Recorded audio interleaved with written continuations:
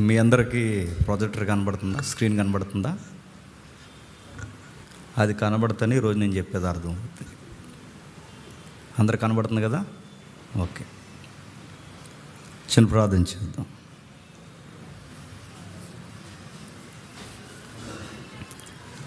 పరలోకమందున్న మా తండ్రి, తమ్ముడు ద్వారా విలువైన సంగతులు అందించారు. మరికొన్ని సంగతులు తండ్రి మాకు అందించండి. మీ సహాయం మాకు అవసరం, మీ కృప మాకు అవసరం తండ్రి. నానుడుగా ఆచారంగా వెళ్ళిపోతున్న తండ్రి కొన్ని దుర్బోధల మధ్య క్రైస్తవంలోనికి చొప్పింపబడిన తండ్రి, తెలియకుండానే తండ్రి మా క్రైస్తవ సమాజంలోకి వచ్చిన తండ్రి పురాతనమైన గ్రీకు బోధల మధ్య మేమేమి నమ్ముతున్నామో, మేము ఎదురు చూస్తున్నామో, మేము దేని కొరకు జీవిస్తున్నామో మాకు స్పష్టత లేఖనానుసారంగా ఇవ్వండి. ఉదయకాలం వేళ మాతో మాట్లాడారు, ఈ సాయంకాలం వేళ కూడా తండ్రి మరొకసారి మాతో మాట్లాడతారని అర్థిస్తున్నాం, ఎదురు చూస్తున్నాం. ఈ మాటలు నా ఎదురు ఉన్నవారు ఎంత శ్రద్ధగా వింటున్నారో, పరోక్షంగా ఉన్నవారు కూడా తండ్రి అంతే ఆసక్తిని అనుగ్రహించండి. వారికి అర్థమయ్యేలా ఈ పురాతనమైన సంగతులు చెప్పడానికి తండ్రి జ్ఞానము కలిగించే ఆత్మ నాకు అనుగ్రహిస్తారని కోరుతూ క్రీస్తునామని ఈ ప్రార్థన సమర్పిస్తున్నాం తండ్రి, ఆమేన్.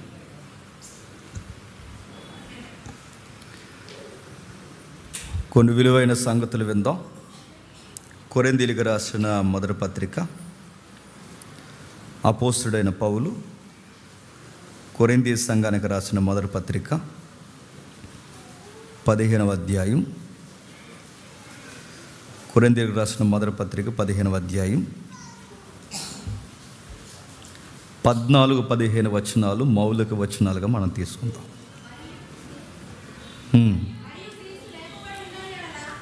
మరియు క్రీస్తు లేపబడి ఉండని యెడల మేము చేయు ప్రకటన వ్యర్థమే, మీ విశ్వాసమును వ్యర్థమే. దేవుడు క్రీస్తును లేపెనని ఆయనను గూర్చి మేము సాక్ష్యము చెప్పి ఉన్నాము కదా. మృతులు లేపబడని ఎడల దేవుడు ఆయనను లేపలేదు గనక అబద్ధపు సాక్షులుగా అగపడుచున్నాము. ఈ వచనాలు ఈయన ఎంత తీవ్రతతో రాయడానికి కారణం, ఆ రోజు సమకాలీన ప్రపంచంలో ఒక పెద్ద ఉప్పెనల తుఫానుల అని ఒక సిద్ధాంతం నడుస్తుంది. కొంతసేపు ఏం అర్థమవ్వదు, బండి ముందుకెళ్ళే కొలది అర్థమవుతుంది. అందుకే జాగ్రత్తగా వినండి. ఒక భయంకరమైన మోక, ఒక భయంకరమైన ప్రకటన చేస్తున్నారు. భయంకరమైన విషయం ఏంటి చెప్పినా, తెలియకుండానే ఆ నాస్టిజంలో మనం చాలామంది ఫాలో అవుతున్నాం. ఆ ఇజాన్ని ఎదుర్కోవడానికి పౌలు కానీ, అపోస్తులు కానీ, ఆది సంఘము కానీ చాలా ఫైట్ చేసింది. ఆ ఫైటింగ్లో వెలువరించిన వచనాలే ఇదిగో మనం చదువుతున్న ఈ వచనాలు. ఆ రోజుల్లో అనేవారట, క్రీస్తు పునరుద్ధానాన్ని గురించి రకరకాల అర్థాలు వేరుగా ఇచ్చేవారట. అంటే రిజరెక్షన్ ఉంది కానీ ఇలా కాదు, వేరేలా ఉందని చెప్పుకొచ్చేవారట. అలాంటి వచనాలని మనం కదుపుతున్నప్పుడు, అలాంటి వచనాలని మనం ఒకసారి పరిశీలిస్తున్నప్పుడు, వీటి మూలాలు ఏంటో తెలుసుకోకుండా మనం చదవడం ప్రారంభిస్తే ఏదో రాశారు, చదువుకుంటున్నాం, వెళ్ళిపోతున్నామని ఆచారంగా కొట్టుకుపోయి సింపుల్గా తేల్చేస్తాం. పునరుద్ధానం అంటే ఏంటంటే మళ్ళీ ఒకరోజు మనం బతుకుతామంటండి అని చెప్పుకుని వెళ్ళిపోతాం అంతే. అది కాదు, ఏదో మూలం ఉంది ఇక్కడ. ఈ వచనాలు రాస్తున్నప్పుడు పౌలు ఒక సవాల్ చేసే మాట అంటున్నారు. పౌలు గారు ఏమంటున్నారంటే, ప్రభు అయిన యేసుక్రీస్తు వారి పునరుద్ధానం అబద్ధము, బూట కల్పన, అభూత కల్పన, కిట్టించింది అయితే ఈ సువార్తల వ్యర్థము, ఈ సందేశాలు వ్యర్థము, ఈ సహవాసాలు వ్యర్థము, మేము చేయు ప్రయాస వ్యర్థం, మీరు ఇక్కడ కూర్చోవడం వ్యర్థం, నేను ఇక్కడ రాత్రి అంతా ప్రిపేర్ అయ్యి వచ్చి చెప్పడం కూడా వ్యర్థము, ఈ ప్రతి విషయంలో మనం చేయ ఖర్చులు ఇవన్నీ వ్యర్థమే. ఎవడైనా ఈ 21వ శతాబ్దంలో ఒకడొచ్చి యేసుక్రీస్తు వారి ఎముక మాకు దొరికిందంటే క్రీస్తు అంటే ఏమైనట్టు చెప్పండి. కొలాప్స్ అయిపోయింది అంతే. డా విన్సీ అనే ఒక మూవీ, ఒక కథని, ఒక నవల్ని దానికి చాలా క్రియేట్ చేశారు. ఈరోజు ఒక ఆయన గురించి చెప్దాం అనుకున్న ఒక బేపనాయన ఉన్నాడు. తెగ చెప్తుంటాడు ఈ సోషల్ మీడియాలో, సైంటిస్ట్ మాదిరి మాట్లాడుతుంటారు. ఆయన గురించి చెప్దాం అనుకున్నాం, కాకపోతే రిజరెక్షన్ అనే ఒక సబ్జెక్ట్ మనం మాట్లాడుకుంటున్నాం కనుక ఇప్పుడు ఆ గాలి మాటలు అనవసరం అనిపించింది. వీలైతే నెక్స్ట్ వీక్ ఆయనకి అన్నీ రెడీ చేసి ఉండొచ్చాం. నెక్స్ట్ వీక్ మాట్లాడదాం ఆయన గురించి. అయితే చాలామంది మాట్లాడుతున్నప్పుడు ఈ మధ్యకాలంలో అంటున్నారు ఆయన బాడీ ఉందంటున్నారు. ఒకవేళ ఉంటే ఒక ఎముక డిఎన్ఏతో ప్రూవ్ చేసి ఒక ఎముక తెస్తే నేను చెప్తున్నాను, ఎంటైర్ వరల్డ్ క్రిస్టియానిటీ అంత పోయినట్టే. ఇంకా మళ్ళీ మనం చర్చ్ ఎక్కడ కట్టాలని తడుముకోవడం, మీరు నాకు సహాయం చేయడం, నేను కట్టడం, మీరు ఇక్కడ కూర్చోడం, ఇక్కడ మన బ్రదర్ పాటలు పాడడం, మీరు తన్మయత్నంలోకి రావడం. ఇప్పుడు వరకు ఆడు తెగరిసాడు ఎవరో తమ్ముడు, ఆడు అలాగ అరవడం, నేను చెప్పడం, ఇవన్నీ వేస్ట్గా అయిపోయింది. ఎందుకంటే ఒక ఎముక దొరికితే చాలు, ఎముక దొరికితే పునరుద్ధానం జరగలేదు. ఇది అబద్ధం మీద కట్టబడిన క్రిస్టియానిటీ అని చెప్పుకోవచ్చు. దొరుకుద్దా భవిష్యత్తులో అని అడిగితే దొరకదనడానికి కారణం ఏంటి? జెరూసలేం సిటీలో పురావస్తు శాస్త్రవేత్తలు ఎప్పటి నుంచి తవ్వకాలు తవ్వుతున్నారండి. జీసస్ బాడీ దొరుకుతుందని తవ్వకాలు కాదు, ఏదో ఒక మెటీరియల్ దొరుకుతుందని సైంటిస్టులు తవ్వుతారు. పట్నాలు దొరికాయి, విపరీతమైన ఆ రోజుల్లో వాడిన రకరకాల జడ పదార్థాలు దొరికాయి, పాత్రలు దొరికాయి. అక్కడ వరకు ఎందుకు, పురాతనమైన అబ్రహాము సమాధి కూడా దొరికింది, దావీదు సమాధి దొరికింది, ప్రవక్తల సమాధులు దొరికాయి, సొలొమోను పునాదులు దొరికాయి, హిజ్కియా కాలువ దొరికింది, హిజ్కియా గోడలు దొరికాయి, సొలొమోను సమాధి దొరికింది. ఒక్కటేటి రెండేటి అన్నీ దొరికంటే పూర్వకాలం ఉన్న ఎప్పుడో అబ్రహాము సమాధి దొరికింది. కానీ 2000 సంవత్సరాల క్రితం ఎవరి సమాధిలో శవం దొరకలేదట. ఎందుకు దొరకలేదట? తమిళనాడు వచ్చేసింది అన్నాడు బేపనాయన. వచ్చి వారం చెబుతాం ఏలి ఏలి లామా షబక్తాని అని ఉందిగా, దానికి ఏం చెప్తున్నాడు అనుకున్నాం? ఏలి ఏలి లామా షబక్తాని అంటే ఏంటో తెలుసా? ఎల్లమ్మా అని అంట. ఎల్లమ్మ, హెల్ అంటే దేవుడు, అమ్మ అంటే హెల్ అంటే దేవుడు, అమ్మ అంటే మనల్ని పుట్టించినోడు. అందుకే ఎల్లమ్మ ఎల్లయ్యా అన్నాడు, హెల్ అన్నాడు. సైంటిస్ట్ మాదిరి కొన్ని ఎపిసోడ్లు బాగుంటాయి. మరి ఈ మధ్య ఆ రోగం ఎందుకు వచ్చింది ఆయనకి? ఎల్లమ్మ అన్నాడట, తమిళనాడు వచ్చాడట, ఆ చెప్పినప్పుడు ఇవన్నీ చెప్పుకొస్తున్నాడట. ఎల్లమ్మ అన్నాడట, ఎల్లమ్మ ఏలి ఏలి లాభ షబక్తాని ఉందా, అక్కడ అతను ఏమంటాడు? సావధాన అన్నాడంట. ఇలా రకరకాలు చెప్పుకొచ్చారు. ఎందుకంటే బాడీ ఏమైంది పోని వదిలే, తమిళనాడులో పోనీ ఒక్క ఎముక దొరికితే క్రిస్టియానిటీని అలా తీసి పడేయచ్చు. ఫాలో అవ్వాల్సిన అవసరం లేదని మనం బుద్ధిజంలోకి జాయిన్ అయిపోయి బౌద్ధిస్టులు అయిపోవచ్చు. మనం కూడా మానవతావాదంలోకి దిగిపోవచ్చు. క్రిస్టియానిటీలో ఎప్పుడో ఉన్న అబ్రహాం సమాధి దొరికింది, ఎప్పుడో ఉన్న దావీదు సమాధి దొరికింది, ఆయన కూడా తిరిగిన శిష్యుల సమాధులు దొరికాయి. మొన్న నేను చెన్నై వెళ్ళినప్పుడు చెన్నైలో తోమాస్ సమాధి కూడా ఇంకా ఉంది. ఇంతమంది సమాధులు దొరికాయి, మరి ఆయన సమాధి, క్షమించండి, ఆయన సమాధిలో ఆయన బాడీ ఎందుకు దొరకట్లేదంటే అది లేచింది, అది తిరిగి లేచింది. ఆ తిరిగి లేచింది కనుకే ఈ భూమి మీద ఆయన తల వెంట్రుకు కూడా ఎక్కడెక్కడ డిఎన్ఏలో దొరకదు. ఒకరోజు కూడా తిరుగుతున్న పేతురు ఉన్నాడు కదండి, పెద్ద ఆయన, కంగారు మనిషి. ఆ మనిషి ఆయన గూర్చి చరిత్రకాడు వర్ణించాడు. గుబురు గడ్డం వేసుకుని ఉంటాడట, మనిషి ఎత్తుగా ఉంటాడట, కర్లింగ్ ఎయ్యరట. రచయిత వర్ణించింది, చరిత్రకాడు వర్ణించిందని చెప్తున్నాను. ఎత్తరగా ఉంటాడట, కళ్ళు ఎరుపుగా ఉంటాయి. ఎందుకంటే కొంచెం హార్డ్ వర్క్ ఎక్కువ చేస్తాడు, ప్రేయర్ లైఫ్ కూడా ఎక్కువ. ఈ మనుష్యుడు ఆతృతగా మాట్లాడతాడు. ఆ మనిషి నిలబడి మాట్లాడుతుంటే మనకే భయం వేస్తుంది. అలా ఉంటుంది కట్అవుట్. ఎవరిది? పేతురు గారిది. అలాంటి ఆతృతగా ఉన్న పెద్ద ఆయన ఒకరోజు మరి మిగిలిన శిష్యుల్లో వస్తుంది, ఈయన మాత్రం అడిగేశాడు, సార్ మిమ్మల్ని ఒక మాట అడుగుతున్నాను సార్. సార్ అనలేదు, రబ్బోని ఒక మాట అడుగుతున్నాం అన్నాడు. ఆ మాట ఏంటంటే, మా వలలు వదిలేస్తాం, మా బోట్స్ వదిలేస్తాం, మా ఫ్యామిలీని కూడా దూరం పెట్టాం, అన్నీ దూరం పెట్టి నీ వెనకాల తిరుగుతున్నాం, మాకేమైనా రివార్డ్స్ ఉంటాయంటావా అన్నాడు. అన్నాడా లేదండి? ఖచ్చితంగా ఆయన అడిగాడు, మోమాటం లేకుండా అడిగాడు, ప్రభువా మేము అన్నీ వదిలేసి నీ వెనకాల తిరుగుతున్నాం, మాకేమైనా అవార్డ్స్ రివార్డ్స్ గోల్డ్ మెడల్స్ ఏమైనా ఉన్నాయా అని అడిగాడు. మై డియర్ బాయ్, ఉన్నాయి అన్నాడు. ఆ ఉన్నాయన్న దగ్గర పదంతో ఇప్పుడు తవ్వకాలు స్టార్ట్ చేస్తున్నాం మనం. వెళ్దాం ఇంకా ఒకసారి చూద్దాం. మత్తయి సువార్త 19వ అధ్యాయం, మత్తయి సువార్త 19వ అధ్యాయం, చాలా జాగ్రత్తగా. మత్తయి సువార్త 19వ అధ్యాయం 27వ వచనం చూడండి. పేతురు, ఇదిగో మేము సమస్తము విడిచిపెట్టి.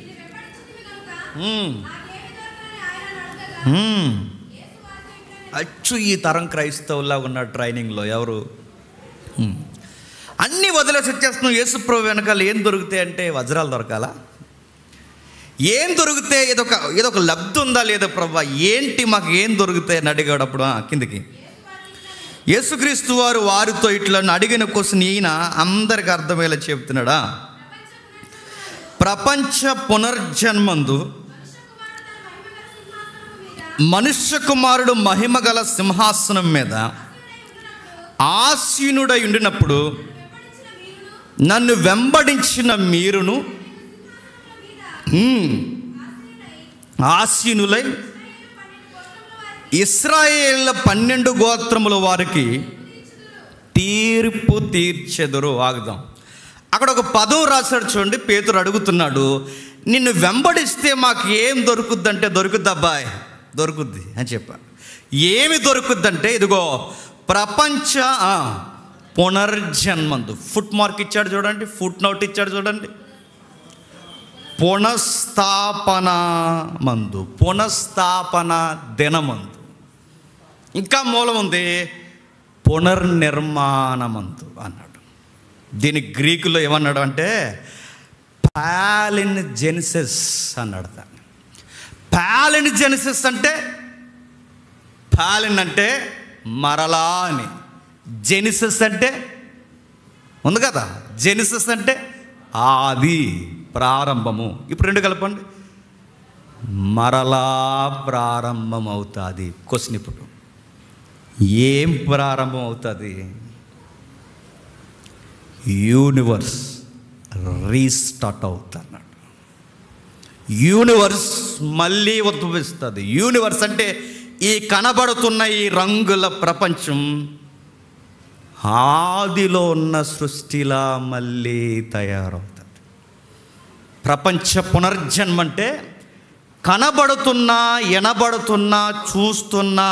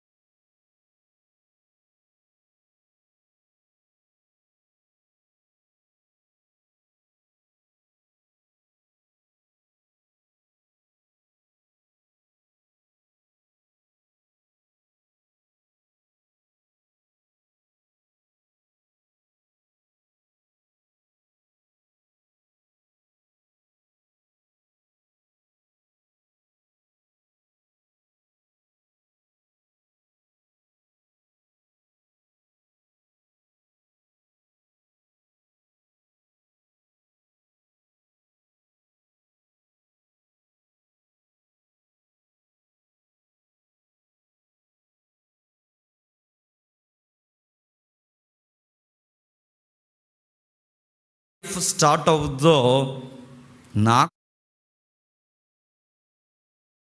ఎదురు చూస్తుంది. ఆ న్యూ లైఫ్ ఎలా స్టార్ట్ అవుద్ది? అలాగే, ఎలాగా? మరలా జెనిసిస్లో ఉన్నట్టు. మరలా పాలిన్ జెనిసిస్ అంటే యథాస్థితిగా మరలా పునర్నిర్మాణం, పునర్జన్మమందు లేదా పునఃస్థాపన లేదా పునర్నిర్మాణంలో మళ్ళీ సృష్టి. అంటే పునర్నిర్మాణం అంటే ఆల్రెడీ ఒక నిర్మాణం ఉంది, అది పాడైంది, చెప్పండి, మళ్ళీ నిర్మిస్తున్నారు. దీన్నే రెజరెక్షన్ అన్నారు. నా మాట అర్థమైందా? ఉదయం ఒక భాగం చెప్పాను నేను కాకినాడలో, అందరికీ తమిళం చూసినట్టు అనిపించింది. ఈ తమిళం 2 ఇప్పుడు మీకు ఇంటికి వెళ్ళాక 1 కూడా వినండి, మీకు అర్థమయ్యేలా చెప్పే ప్రయత్నం చేస్తాను. అర్థం కాకపోతే క్వశ్చన్స్ అడగండి, ఎందుకంటే మనం ఒక మైథాలజీలో బతికేస్తామని ఈ సబ్జెక్ట్ నేను చదివినప్పుడు నాకు చాలా భయం వేస్తుంది. ఏం మైథాలజీలో బతుకుతున్నామని నన్ను అడిగితే మీకు ఒక ఇమేజ్ చూపిస్తాను, చూడండి. సోక్రటీస్ ఇమేజ్ ఒకసారి చూడండి. రెజరెక్షన్ ఎందుకు మనం తెలుసుకోవాలి ఒకసారి మనం చూద్దాం. సోక్రటీస్ ఇమేజ్ చూపించండి.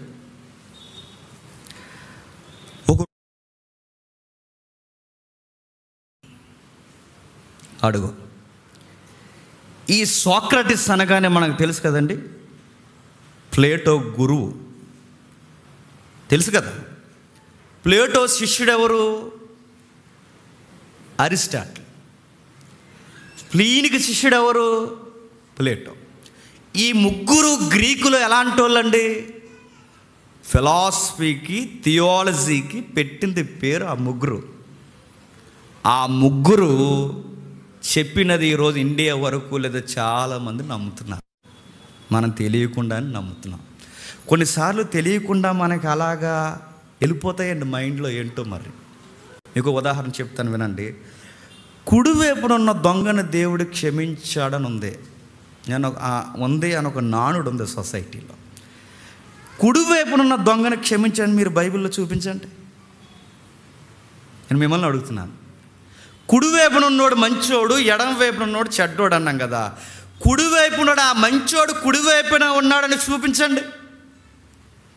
అలా ఎలా ఫిక్స్ అయిపోయాం మనం?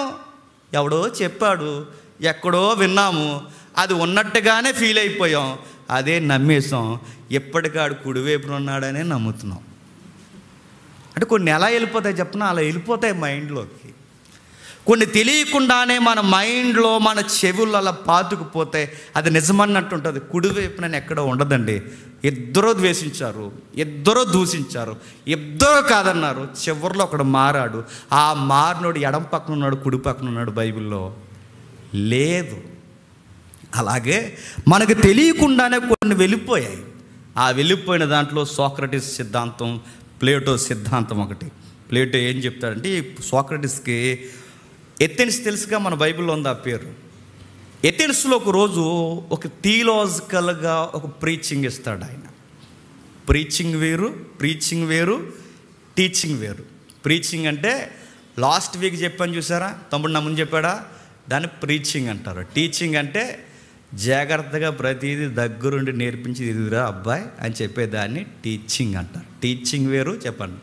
ప్రీచింగ్ వేరు. ప్రీచింగ్ అంటే వినరా బొడుద్దాయి అని చెప్పేది ప్రీచింగ్, చెప్పండి. అలా కాదు, వెళ్ళరా 2 నెలలు ఎంత వద్దో తెలుసురా అని చెప్పి జాగ్రత్తగా నేర్పించేది, చెప్పండి, టీచింగ్ అవుతుంది. ఈరోజు మీకు ప్రీచింగ్ అది, చెప్పండి, టీచింగ్. జాగ్రత్తగా వినండి. మీరు జాగ్రత్తగా వినకపోతే నేను నిజంగా చెప్తున్నాను, ఇది అర్థం అవుతుందండి. అర్థం కాని సబ్జెక్ట్ ఇది. రిజర్వేషన్ టైం కానీ కొంచెం జాగ్రత్తగా విందాం. ఏం రాశాడంటే, ఈ సోక్రటీస్ గారు ఎథెన్స్లో ఒక రోజు ఆర్గ్యుమెంట్ ప్రీచింగ్ ఇచ్చాడు. ఆయన ఒక ప్రబోధాన్ని చేశాడు. ఆయన ఒక బోధ చేశాడు. ఆయన ఆ బోధలో మౌలికమైన సిద్ధాంతం అంతా బాగా వివరించాడు. తర్వాత అదృశ్య లోకాల కోసం మాట్లాడుతూ ఈ దృశ్యమైన విగ్రహాలని మొక్కనన్నాడు. ఎవరు? సోక్రటీస్. ఎప్పుడైతే ఈ సోక్రటీస్ ఆయన మొక్కనన్నాడో, మొక్కననేసరికి అక్కడున్న న్యాయపీఠాల మీద కూర్చున్న ఆ ఎథెన్స్ సభలో ఉన్న వాళ్ళు ఉన్నారుగా, సుప్రీంకోర్టు మాదిరి. ఆ రోజు సోక్రటీస్ పౌలు గారికి కొన్ని సంవత్సరాలు ముందే వెళ్ళాడు. ఈ సోక్రటీస్ తర్వాత అదే సభకి వెళ్ళింది మన హీరో ఎవరు? పౌలు గారు. అదే సభకి సోక్రటీస్ వెళ్ళాడు. వెళితే ఆయన అదే గ్రీకు, ఎథెన్స్ అంటే గ్రీక్ కదండి, అదే గ్రీకు పౌరుడు ఆ ఏరియాలో ఆయన ప్రబోధం చేస్తే వీళ్ళు ఏమన్నారంటే, మన విగ్రహాలని, మన ధర్మాన్ని నువ్వు గౌరవించట్లేదు కనుక మన ఫిలాసఫీని నువ్వు గౌరవించలేవు. ఎవడికి కావాలని నీ బోధలో, ఎవడికి కావాలని నీ ఫిలాసఫీ, ఎవడికి కావాలని నీ పెద్దరెక్క మోతుబరితత్వం, నీకు ఏమొద్దు. మా మనోభావాలు దెబ్బతిన్నాయి గనక నువ్వు చచ్చిపోవాలి అనడానికి సంకేతంగా ఏం చేస్తారంటే, గ్రేప్ జ్యూస్లో తేళ్ళు, పాములు, ఇస్సాన్ని కలిపి గ్లాస్ ఇస్తారు. అది ఆయన చేతిలో ఉంది చూడండి.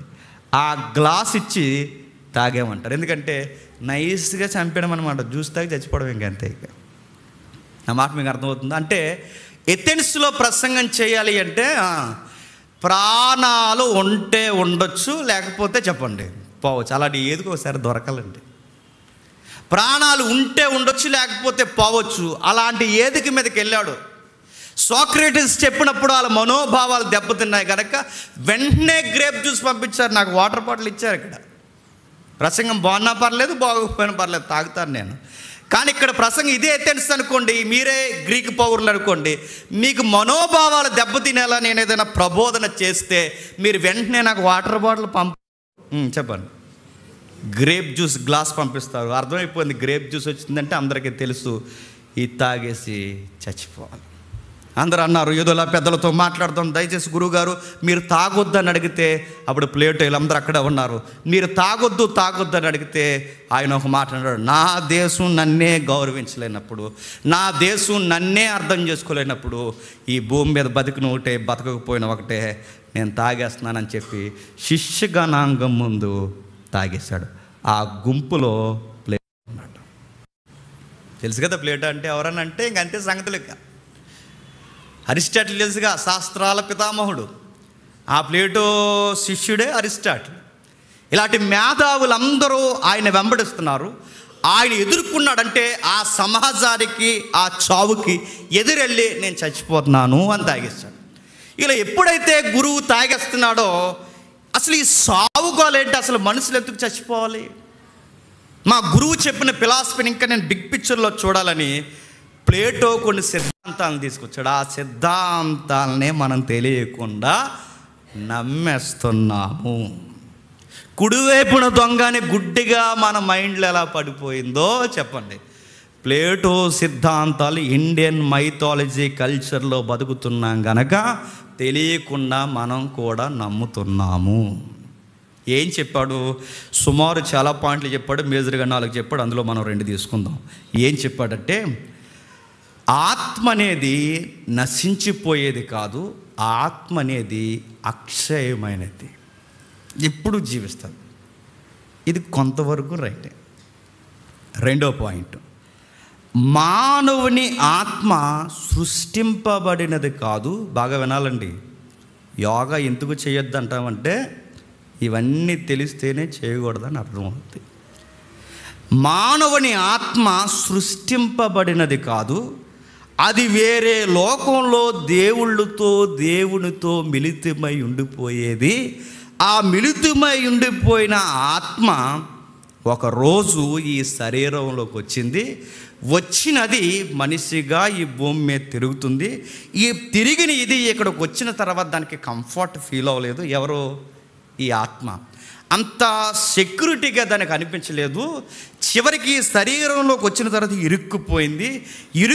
ఇది దానికి ఎప్పుడు కోరుకునేది ఏంటంటే, త్వరగా చెప్పండి మళ్ళీ నా ఇంటికి వెళ్ళిపోవాలి అనుకుంటుందంట. ఎవరు? ఇవి మనం నమ్ముతామండి. అంటే ఎందుకు నమ్మం? చిన్నపిల్లలు ఎవరైనా వచ్చి తాతయ్య ఎక్కడికి వెళ్ళాడమ్మా అని అడిగితే ఏం చెప్తారు చెప్పండి? దేవుడి దగ్గరికి వెళ్ళిపోయాడు, ఇంటికి వెళ్ళిపోయాడు. నేను అడుగుతున్నాను, ఇంటికి వెళ్ళిపోయాడు, దేవుడి దగ్గరికి వెళ్ళిపోయాడు, ఈ మాటలు ఎక్కడవండి?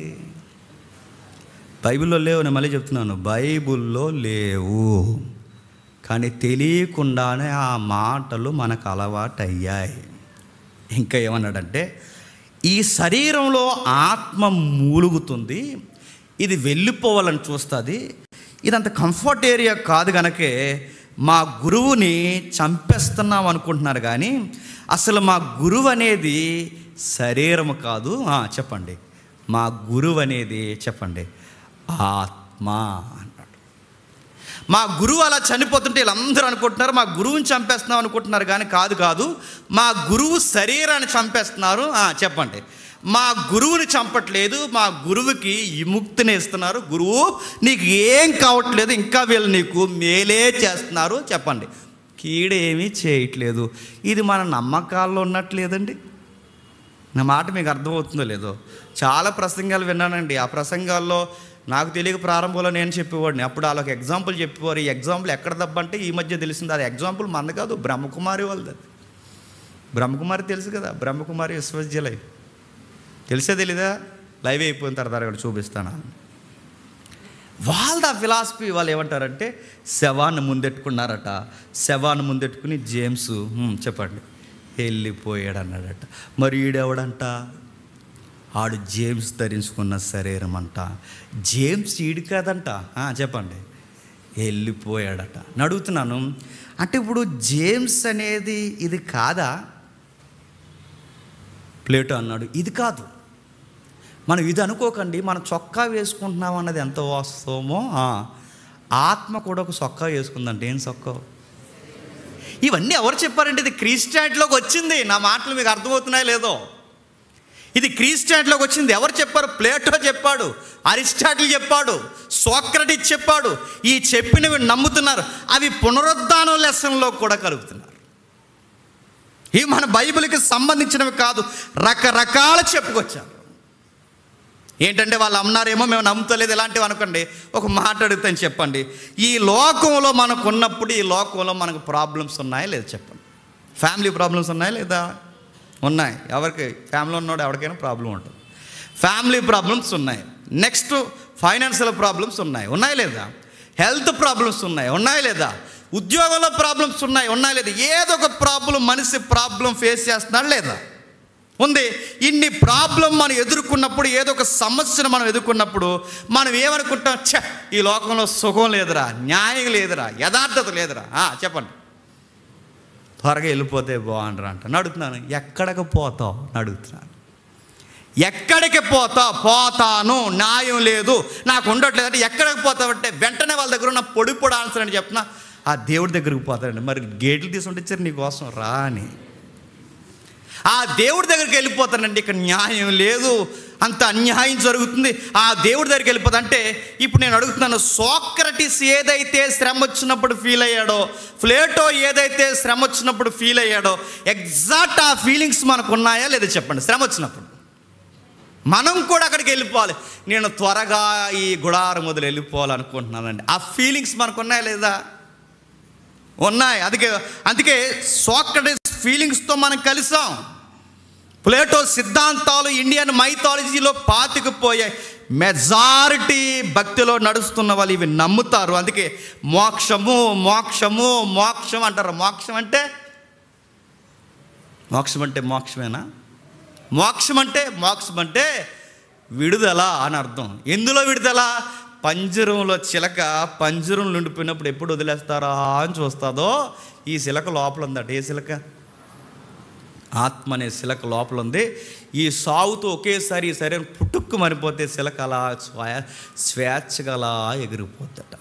దీన్నే డ్యూయలిజం అంటారు. ఒకసారి ఆ ఇమేజ్ చూపిస్తాముడు. మన ఇండియాలో ఫాలో అవుతున్నది, ప్లేటో సిద్ధాంతం ఫాలో అవుతున్నది డ్యూయలిజం అంటారంటే ద్వైత్వ సిద్ధాంతం అంటారు దాన్ని. ఇంకా ఇంకా ఇంకా ఉంటుంది చూడండి. నెక్స్ట్ ఇది చూసారు? అందులో రెండు కనబడుతుంది చూసారు. ద్వైతం అంటే రెండు కదండి. ఈ సిద్ధాంతాలు ద్వితీయ, ద్వైతం, డ్యూయలిజం అంటారుగా, రెండు. డ్యూయల్ సిద్ధాంతం ఏదైతే ఉందో, డ్యూయలిజం ఏదైతే ఉందో అది చూడండి. ఇందులో ఒకడు శరీరము, ఇంకొకడు ఆత్మ. వీళ్ళు ఏమంటారంటే ఈ శరీరం వేస్ట్, చెప్పండి, ఆ ఆత్మే బెస్ట్, ఆడిని మనం జాగ్రత్తగా కాపాడుకోవాలండి అన్నారు. ఆడిని ఎలా కాపాడుతాం గురువుగారు, స్వామి గారు అని అడిగితే అలా అంటారు, ఎవరిని పడతాను టచ్ చేయకు. టచ్ చేయకూడదంటే నీకన్నా లో క్యాస్ట్ ఆఫ్ పీపుల్స్ నువ్వు టచ్ చేయకు. అన్టచబుల్ ఫీలింగ్స్ ఎక్కడి నుంచి? ప్లేటో సిద్ధాంతాల నుంచి వచ్చినాయి. వాళ్ళని టచ్ చేస్తే ఏమవుతుందంటే నీ శరీరానికి అనుకుంటుంది. నీ శరీరానికి అనుకుంటే నీ శరీరంలో నుంచి అశుద్ధం ఎక్కడ అనుకుంటుంది అనుకున్నావు? నీ సోల్ అపవిత్రం అయిపోతుంది. నీ ఆత్మ అపవిత్రం అయిపోతే నువ్వేమవుతావు? నీ ఇంటికి వెళ్ళవు. ఏ ఇల్లు? చెప్పండి. అక్కడికి వెళ్ళకూడదంటే డిస్టెన్స్, గాలి తాగలనివ్వకు, వాళ్ళని పట్టుకోకు. నా మాటలు అర్థమవుతున్నాయా? ఇంకా అనకూడదండి, లైవ్ వెళ్తుంది. వీళ్ళందరూ తీసుకొచ్చింది ఎక్కడదంటే అవే తీసుకొచ్చారండి. అరువు తెచ్చారు. వాళ్ళని పట్టుకోకండి, వీళ్ళని పట్టుకోకండి, ఇలా పట్టుకోకండి. అప్పుడు ఏం చేయాలి? పట్టుకోకండి ఉంటామా? కుదురుండే బ్యాచ్ మనం ఎవరో పట్టుకుంటాం, గాలి తగులుతుంది, ఎక్కడో దిక్కుని ఏదో అవుద్ది, ఏదో ఒకటి చేస్తాం, చూస్తాం. అప్పుడు అపవిత్రం అయిపోతుంది ఆత్మ. ఆ అపవిత్రం అయిపోయిన ఆత్మ నువ్వు మళ్ళీ పరిశుద్ధంగా మార్చాలంటే ప్రాక్టీస్ మొదలెట్టి. ఏం ప్రాక్టీస్? శ్వాస మీద ధ్యాసించు. నా మాట అర్థమవుతుందా? యోగా అంటే ఏంటి చెప్పిన, ఇన్నర్ సోల్ని, అంత ఆంతర్య పురుషుణ్ణి, లోపల ఉన్న ఆత్మని పరమాత్ముడితో కనెక్టింగ్ చేసే ఒక ఎక్స్ట్రీమ్ స్టేజ్కి వెళ్ళేదాన్నే చెప్పండి యోగా అంట. ఇది ఒక సిద్ధాంతం, మూఢనమ్మకం, గుర్తుపెట్టుకోండి. అంటే ఈ డ్యూయలిజంలో ఏముందంటే, ఇదిగో నీ ఆత్మను పవిత్రపరచుకోవాలి, ఈ శరీరం వేస్ట్, దీన్ని పెద్దగా దీన్ని నమ్మాల్సిన అవసరం లేదు, ఇది నిష్ప్రయోజనం, దీనివలన ప్రయోజనం లేదు, దీన్ని నమ్మకం, దీన్ని నమ్మడం వలన, దీని వెనకాల నువ్వు పరిగెట్టడం వలన ఇది నేను మోసపరుస్తుంది. నువ్వెంతగా దీన్ని త్యజిస్తే, నువ్వెంతగా దీన్ని వ్యతిరేకిస్తే నువ్వు అంత బాగుంటావు. మరి ఏం చేయాలి? వెళ్ళిపో, ఊరుకు దూరంగా వెళ్ళిపో, ఏదో చెట్టు చూసుకో, చక్కగా కూర్చో. చెప్పు. తపస్సే, సోల్ని కలుపు ఆయనతో. ఎక్కడికైనా దూరంగా వెళ్ళిపో, ఎక్కడికైనా హిమాలయాల్లోకి వెళ్ళిపో, ఎక్కడైనా దూరం కూర్చో. రేపు నన్ను ఫోన్ చేసి తిడతారు, ఆ నెంబర్ ఆడితే, సురేష్ గడితే. ఇలాంటి మెసేజ్ చెబితే వాళ్ళకి ఈట వస్తుంటుంది. దూరంగా వెళ్ళిపో, ఎక్కడైనా కూర్చో. ఆ కూర్చున్న తర్వాత నువ్వు తపస్సులోకి వెళ్ళు. అక్కడ ఏం చేస్తావు? ఈ లోకాన్ని అంటుకోకు, బట్టలు వేసుకోకు, ఏం వేసుకోకు, శవాల బూడిద రాసుకో. ఈ ఆత్మతో ఆత్మనే చెప్పండి కలిపే ఒకరోజు ఆ ఇంటికి వెళ్ళిపో. ఏ ఇంటికి? దేవుడు ఉన్న ఇంటికి వెళ్ళిపో. ఇవన్నీ చెప్పింది ఎవరంటే సోక్రటీస్ లాంటి మేధావులు చెప్పుకొచ్చారు. అందుకే ఈ బోధ మనలో కూడా చాలామందికి పాతుకుపోయింది. కనుక యదవ శరీరం అండి అంటారు. ఎవరిని? ఇది యదవ శరీరమా? వేస్ట్ శరీరం అండి, పనికి మాలిన శరీరం అండి అంటే నేను అడుగుతున్నాను, దేవుడు ఏ పనికి మాలిన దాన్ని మనకి ఇవ్వలేదు. బైబిల్ ఏమని చెప్పినా, నీ అవయవముల్లో దేవుని చిత్తము లేకుండా ఏ అవయవాన్ని ఇవ్వలేదు. మీకు డౌట్ రావచ్చు, మరి యేసుప్రభువు వారు శరీరము నిష్ప్రయోజనం అన్నాడుగా, ఆ మాట మీరు చదివారా? అలాంటివి పట్టించుకోరా? చదివారా? ఒకసారి చదవండి, ఎందుకంటే మంచిది. యోహాను సువార్త 6వ అధ్యాయం. చేతికి వినండి. యోహాను సువార్త 6వ అధ్యాయం. చాలామందికి చదివేవారికి, పుస్తకాలు చదివేవారికి ఎదురయ్యే ప్రశ్నలు, ఆ ప్రశ్నలు చాలా సింపుల్గా మనం డీల్ చేస్తున్నాం. చూద్దాం ఒకసారి. యోహాను సువార్త 6వ అధ్యాయం 63వ వచనం. ఇప్పుడు ప్లేటో చెప్పింది ఏంటండి?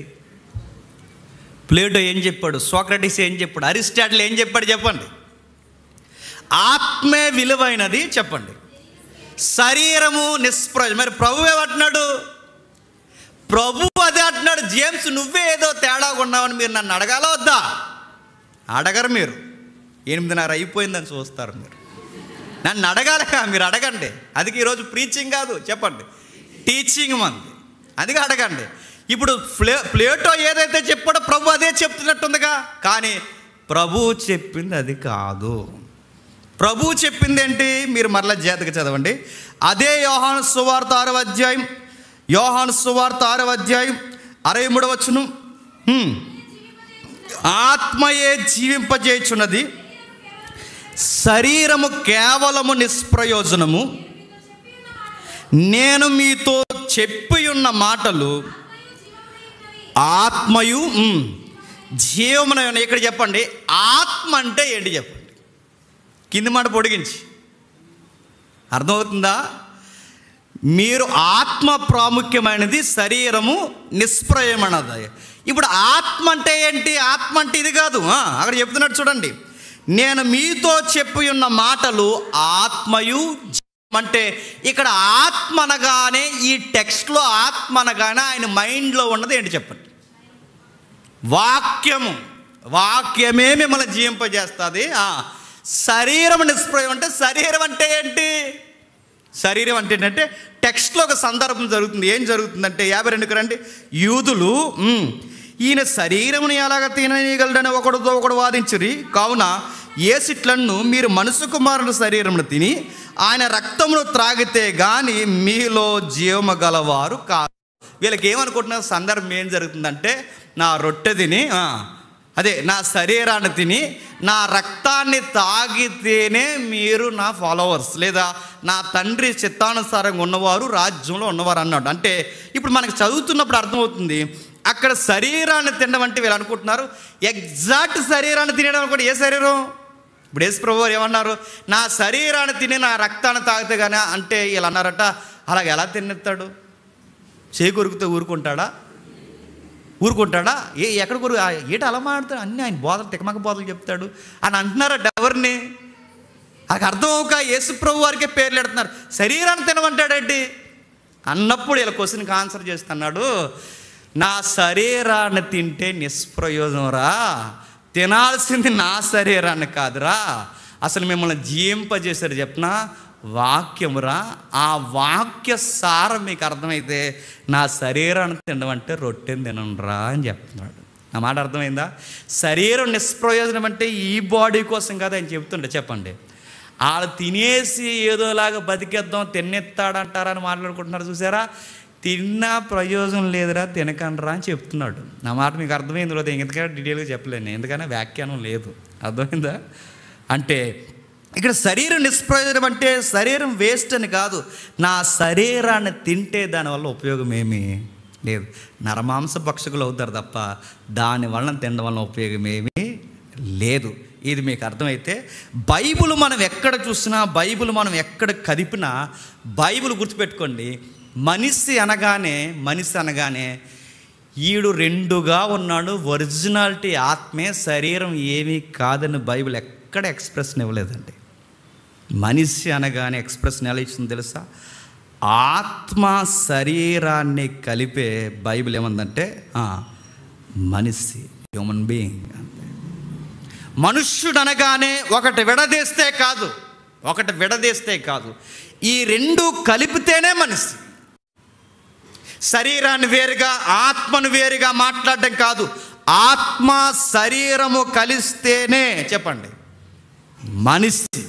అందుకే అక్కడ వాడిన పదాలు మనకి ఎబ్రీలో ఎక్కడ చూసినా, ఎబ్రీలో ఆత్మకి, గ్రీకులో ఆత్మకు వాడిన పదం ఏంటంటే, ఎబ్రీలో అంటాడు నెఫెస్ అనే పదం వాడాడు. గ్రీకులో ఏమంటాడంటే సుఖీ అంటాడు. అంటే గ్రీకులో సుఖీ, ఇబ్రూలో నెఫెస్ అంటారు. నెఫెస్ అన్న లేదా సుఖీ అన్న పదాలు బైబిల్లో ఎక్కడెక్కడ ఏ విధంగా వాడారో మనకు తెలియకపోతే ప్లేటో సిద్ధాంతం మీదే మనం యేసుప్రభుని నమ్ముతాం. వాళ్ళు ఏమంటారంటే యేసుప్రభు వారిని సిలివేసాం అనుకుంటున్నారు ఈ మోక, వాళ్ళు సిలివేసింది యేసుని కాదు. చెప్పండి ఇప్పుడు అర్థమైతే, ఆయన శరీరాన్ని వేశారు తెంగరోళ్ళు, ఆయన అలాగే వెళ్ళిపోయాడు అంటున్నారు. ఆయనకి ఏం కాలేదు, ఆయన వెళ్ళిపోయాడు, ఆయన శరీరాన్నే వీళ్ళు హింసించారు. ఆ శరీరం దేవుని తప్ప ఎప్పటికైనా అది ఎక్స్పైర్ అయిపోద్ది. వాళ్ళు హింసించింది శరీరాన్ని తప్ప అసలైన క్రీస్తుని కాదని నాస్టిజం చెబుతుంది. అది క్రిస్టియానిటీని కూడా బోధిస్తుంది. అలాంటి నాస్టిజం చెబుతుంది కనుకే వాడిని ఎదుర్కోవడానికి అపోస్తులు, పౌలు, అందులో యోహాను ఏమంటాడు తెలుసా? క్రీస్తు శరీరంతో వచ్చినని ఎవడు బోధించడో ఒప్పుకోడో వాడే చెప్పండి క్రీస్తు విరోధి. క్రీస్తు అనగానే సోల్ ఒక్కటే కాదు, క్రీస్తు అనగానే ఆత్మ కాదు, క్రీస్తు అనగానే శరీరముతో వచ్చినని ఎవడైతే ఒప్పుకోడో చెప్పండి వాడే క్రీస్తు విరోధి. అంటే క్రీస్తు అనగానే ఆత్మ కాదు, క్రీస్తు అనగానే ఆత్మ చెప్పండి శరీరము. యేసుక్రీస్తు అనగానే ఆత్మ శరీరము కలిసిన పూర్తి సంపూర్ణత్వమే బైబిల్ చెప్పుకొచ్చింది. ఆదాము దగ్గరైనా, నీ దగ్గరైనా, నా దగ్గరైనా, చివరికి టెన్షన్ అయిపోకండి, జంతువుల నిర్మాణం దగ్గర కూడా ఇదే పదాలు వాడారు. వెళ్దాం ఇంకా చూద్దాం ఒకసారి. ఆదికాండం ఒకసారి చూడండి. ఆదికాండం మొదటి అధ్యాయం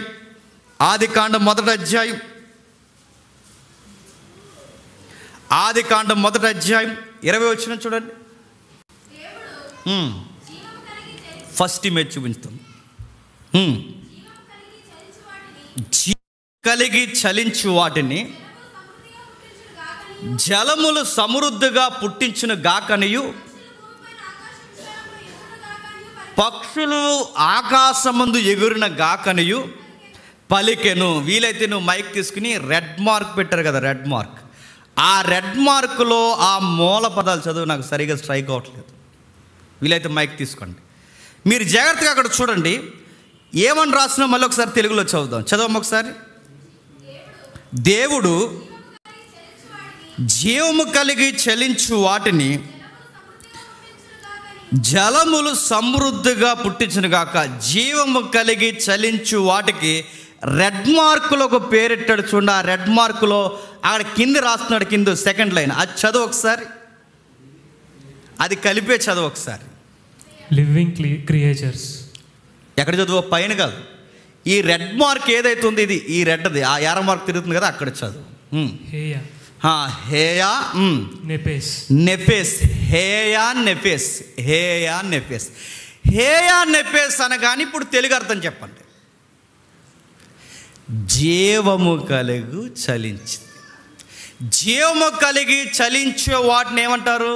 హేయా నెఫెస్ అంటారు. ఏ లాంగ్వేజ్ ఇది? కిలిగియా చెప్ప. ఏ లాంగ్వేజ్ ఇది? ఇబ్రూ. ఆదికాండం అంటే పాత నిబంధన అంతా ఏ భాష అండి? ఇబ్రూ. క్రొత్త నిబంధన అంతా ఏ భాష అండి? గ్రీక్. ఇది మండు గుర్తుపెట్టుకోండి. పాత వచనాలు, పాత నిబంధన ఏది కలిపినా ఇబ్రూలో చూస్తారు, క్రొత్త నిబంధన ఏది కలిపినా గ్రీకులో. ఎందుకంటే క్రొత్త నిబంధన అంతా ఎందులో రాయబడింది? గ్రీకులో. పాత నిబంధన అంతా ఎందులో రాయబడింది? ఇబ్రూలో. ఇప్పుడు మనం పాత నిబంధన చదువుతున్నాం కనుక ఈ లాంగ్వేజ్ ఏ లాంగ్వేజ్ ఇది? ఇబ్రూ. ఇబ్రూలో ఇప్పుడు చదువుదాం. హేయా నెఫెస్ అంటే జీవము కలిగి చలించేది. నెక్స్ట్ అంటే జీవుల దగ్గర ఏ పదం వాడాడో అలా గుర్తుపెట్టుకోండి. 21వ వచనం చూడండి. 21వ వచనం, నువ్వు ఇమేజ్ మళ్ళీ మార్చు. 21వ వచనం. దేవుడు జలములలో వాటి జాతి ప్రకారము జలములు సమృద్ధిగా పుట్టించిన మహామృత్యములను జీవము కలిగి సలించు వాటికి. 20లో దేనికి వాడవచ్చును? 20లో దేనికి వాడుతున్నాడు? జీవము కలిగి చలించు వాటికి. అక్కడ అదే పదం వాడు. 21లో సముద్ర గర్భంలో ఇంకా విచిత్రమైన జీవులకు కూడా ఏ పదం వాడుతున్నాడో చూడండి. మళ్ళీ చదువుతాం. అక్కడ చూడండి, అక్కడ చూడండి ఒకసారి. ఆ ఎగ్జాక్ట్ ఎబ్రూ సౌండ్లు మీరు గమనించండి. ఆ పై వచ్చినాన్ని మనం కోడ్ చేస్తున్నాం. మళ్ళీ హేయా నెఫెస్. హేయా, ఆ రెండు కలిపే చదువు. హేయా నెఫెస్, హేయా నెఫెస్ అంటే ఎక్కడ జీవం ఉన్నా దానికి వాడుతున్న పదం ఏంటంటే హేయా నెఫెస్. హేయా నెఫెస్ అనే పదానికి అర్థం జీవము కలిగి చలించేది. 24 చూడండి. 24 వచనం, నువ్వు ఇమేజ్ మార్చు. 24 వచనం. వాటి జాతి ప్రకారం జీవము గల వాటిని అనగా వాటి జాతి ప్రకారం పశువులను, పురుగులను, అడవి జంతువులను భూమి పుట్టించును గాక అని పలికెను. ఆ ప్రకారమని ఇక్కడ కూడా అదే పదం వాడాడు. మీరు చూడండి, మీకు వీలైతే అది చదవడం రాకపోతే నెంబర్ ఇచ్చాడు చూడండి. సుమారు 24, 16, 24, 16, 24, 16, 53, 15. ఇదే నెంబర్. అంటే మీరు ఎక్కడైతే ఎబ్రూకి ప్రతి దానికి నెంబర్ ఇస్తాడు, నెంబర్ మారదు. మీరు చూడండి, అంటే ఎగిరే పక్షుల దగ్గర అదే నెంబర్ ఇచ్చాడు, పాకే పురుగుల దగ్గర అదే నెంబర్ ఇచ్చాడు, జలసరాలంటే సముద్రంలో తిరిగే వాటి దగ్గర కూడా అదే నెంబర్ ఇచ్చాడు. అంటే వీటన్నిటి దగ్గర వాడే పదం ఏంటంటే హేయా నెఫెస్. అంటే జీవం కలిగే వాటికి అదే నెంబరు, అదే పదాన్ని వాడారు. ఇప్పుడు మన దగ్గరకు వద్దాం. మనిషిని చేసినప్పుడు ఏం వాడారు? ఎగ్జాక్ట్ అదే నెంబర్ వాడారు. చూడండి ఒకసారి. ఆదికాండము 7వ అధ్యాయం, ఆదికాండము 7వ అధ్యాయం, ఆదికాండము 7వ అధ్యాయం, క్షమించండి 2వ అధ్యాయం 7వ వచనం చూడండి. ఆదికాండము 2వ అధ్యాయం 7వ వచనం. దేవుడైన యెహోవా నేల మట్టితో నరుని నిర్మించి వాని నాసిక రంధ్రములలో జీవవాయువు నోదగా నరుడు చెప్పండి జీవాత్మాయను. అక్కడేం రాశాడు చెప్పండి? అదే నెంబరు, అదే నెఫేస్ అనే వర్డ్ వాడాడు. అంటే ఇప్పుడు మీకు క్లియర్ అవ్వాలి. జంతువులైనా బాగా వినాలి. చాలామంది అడుగుతారు, జంతువుల ఆత్మలు మన ఆత్మలు, జంతువుల లైఫ్ మన లైఫ్ ఒక్కటే అంటే ముందు ఈ నెంబర్లు తెలుసుకోకుండా కదా తెలుస్తుంది నీకు. క్వశ్చన్ అడిగేస్తారు ఈజీగా, చెప్తే మాత్రం ఆన్సర్ అర్థం అవుతుంది. ఆన్సర్ చెప్తున్నా వినండి. జంతువుల ఆత్మల కంటే జంతువుల పుట్టుక దగ్గర, జలచరాల పుట్టుకల దగ్గర, పక్షుల పుట్టుక దగ్గర ఏ పదాన్ని అయితే వాడాడో మన పుట్టుక దగ్గర చెప్పండి అదే పదాన్ని వాడాడు. ఈ ఎంటైర్ యూనివర్స్లో ఉన్న ఈ జీవులన్నిటికీ వాడిన పదం ఏంటంటే జీవాత్మలు. మనం కూడా ఎవరు చెప్పండి? జీవాత్మే. చాలామంది ఏమన్నారంటే అవి జీవాలండి. చెప్పండి, మనం ఆత్మలండి. తెలుగులో తర్జుమా సరిగా చదవక తెలుగులో అలా ఉంటుందండి. వాళ్ళ జంతువులన్నీ జీవాలండి, మనం ఆత్మలండి. అవి వాటికి జీవాలే ఉంటాయండి, ఆత్మలు ఉండవన్నారు. నో నో నో, మనకి జీవాత్మని మనకు వాడిన పదమే చెప్పండి జంతువులకు కూడా వాడారు. అంటే జంతువులు మనం ఒకటే అంటారంటే కొంచెం క్లారిటీ కావాలి. మొన్న ట్విట్టర్లో ఒక వీడియో వచ్చింది. వీలైతే ఈ స్టోరీ మీకు అర్థమైతే ఇంటికి వెళ్ళిన తర్వాత ఎతకండి, సోషల్ మీడియాలో ఉంటుంది. పెద్ద పిల్లిని బాగా పెంచుకున్నారు. మీరు అబ్జర్వ్ చేయండి, సేమ్ లైఫ్ స్టైల్ ఫీలింగ్స్ ఉంటాయంటే ఉంటాయి, మీరు గమనించండి. ఆ పిల్లికి చిన్న పిల్ల పుట్టింది, ముద్దుగా ఉంది. మాకు కావాలి, దీన్ని తీసుకెళ్తామని ఎవరో వీళ్ళ చుట్టాల పట్టాలు ఎవరో ఫ్రెండ్స్ వచ్చి ఈ పిల్లిని తీసుకెళ్తున్నారు. దీన్ని తీసుకెళ్తున్నప్పుడు అక్కడ ఆవిడ నిలబడింది, ఆ పిల్లని పట్టుకుని. యజమానురాలు ఈ పెద్ద పిల్లిని పట్టుకుని ఇక్కడ నిలబడింది. రెండు ఏం చేస్తాయా అని చూశారు. చిన్నపిల్లి కదండి, దానికి ఏం తెలియదు కదా. వెంటనే దిగేసి అమ్మ అన్నట్టు వచ్చేస్తుంది అది అడుచుకుంటూ. అమ్మ ఏం చేసిందో చెప్పనా, అది వస్తున్న ముఖం ఇలా పక్క తిప్పేసుకుని, ఇంక నాకు అంత బాండింగ్ లేదు. దానికి అర్థమైపోయింది వేరే వాళ్ళు తీసుకెళ్ళిపోతున్నారని. నీకు నాకు అంత బాండింగ్ లేదు, ఇక నన్ను నా నుంచి అంత ఎక్స్పెక్ట్ చేయక అన్నట్టు తన మూమెంట్ చూపిస్తుంది అనమాట. చూడకుండా అలా పక్క తిరిగిపోయి గెంటేసి అలాగా వెళ్ళిపోతుంటే మళ్ళీ ఆ చిన్నపిల్లకి అర్థమైంది. వీడియో అంతా పెట్టారండి.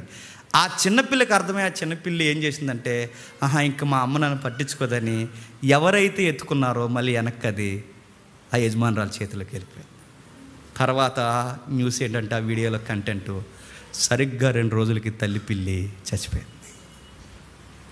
తనకు ఒక విషయం అర్థమైంది, నేను అనుకున్నా ఇక్కడ ఉండదు, నేను ఉంచమన్నా ఉంచరు. ఇప్పుడు నా ఫీలింగ్స్తో నేను పంపిస్తే బెంగ పెట్టుకుంటుంది.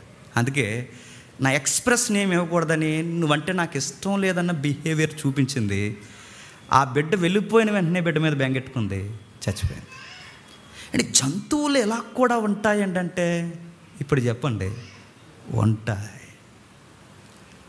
మీరు ఆ ఎదుగుతున్న కుక్క పిల్లని పట్టుకెళ్ళేస్తుందేమో, సీరియస్తుంది. మీరు ఎక్కడైనా మీరు గమనించండి, కొన్ని సింహాల వీడియోలు మనకి ఈ మధ్య సోషల్ మీడియాలో కనబడుతున్నాయి. కొన్ని సింహాలు ఈ అడవి గేదెల్ని దున్నల్ని ఎంటాడుతున్నప్పుడు ఒక అడవి దున్న దొరికేస్తే మిగిలిన ఈ అడవి దున్నలన్నీ కలిసారే ఒక్కరే దొరికేసిందిరా అలా వదిలేస్తే అలా అని చెప్పి మళ్ళీ యూనిటీగా ఫామ్ అయ్యి మళ్ళీ ఎవరి మీద తిరగబడుతున్నాయి?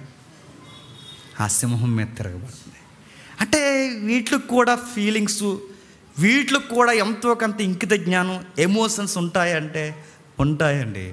రోడ్డు మీద హైవే మీద మన రాత్రులు ప్రయాణం చేస్తుంటే చిన్న కుక్క పిల్లల్ని బండ్లు గుద్దేసి వెళ్ళిపోతాయి. తల్లి కుక్క అక్కడ కూర్చుని ఎలా ఏడుస్తుందో, బోర్ని ఏడుస్తుంది. శవాన్ని చూస్తూ ఆకాశం పైకెత్తి ఏడుస్తుంది. కుక్కలు కూడా వాళ్ళ పిల్లల కోసం ఏడుస్తాయంటే ఏడుస్తాయి.